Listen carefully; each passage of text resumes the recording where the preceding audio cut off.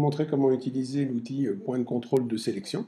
Donc il y a différentes manières de l'utiliser. Donc on peut l'utiliser d'abord sur un nouveau réglage, tout simplement sur une nouvelle étape ici pour sélectionner des zones. Et dans ce cas-là, vous voyez, la couleur me donne automatiquement les zones qui sont sélectionnées. Donc je peux comme ça sélectionner les zones. Je peux aussi en utiliser des moins pour dire que ça ne va pas s'appliquer à cet endroit, oui, de façon à pouvoir ici bien sélectionner les zones sur lesquelles vont s'appliquer en jouant avec les plus et les moins, de façon à ce que mon réglage ne s'applique pas sur les zones que je n'ai pas choisies. Là, je vais avoir encore un bout sur l'œil, je vais mettre un plus sur l'œil, et à partir de là, je vais pouvoir ici, bon là je vois que ça a touché l'impact, ici c'était trop loin, donc je vais encore en mettre un, ou alors ce que je peux faire, c'est simplement dire que celui-ci, sa zone de réglage, elle est beaucoup plus petite, de façon à ne pas avoir trop d'impact à ce niveau-là, et ici de pouvoir choisir ce que je ne veux pas impacter par mes réglages.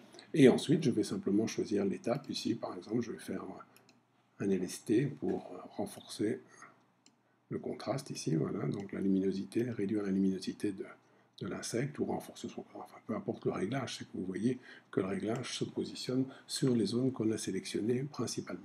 Donc ça, c'est une manière de travailler. On peut aussi travailler après, donc si par exemple j'applique un réglage, ici je vais démarrer d'un réglage.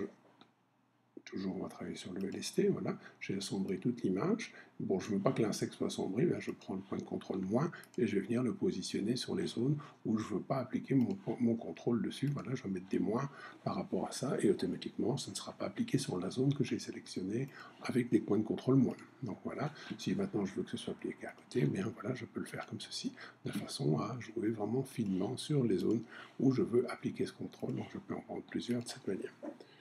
On n'est pas obligé de passer à chaque fois par là-bas, on peut aussi enfoncer la touche Alt, prendre un point de contrôle et le déplacer de façon à le dupliquer plusieurs fois. Quand on a besoin de plusieurs points de contrôle à différents endroits, c'est plus rapide que de chaque fois les cliquer en haut et d'aller les rechercher. Et voilà, j'ai fait mes différents réglages. Donc voilà une manière d'utiliser les points de contrôle de sélection pour soit choisir les zones où on va sélectionner, soit pour atténuer ou augmenter les effets d'un réglage bien précis.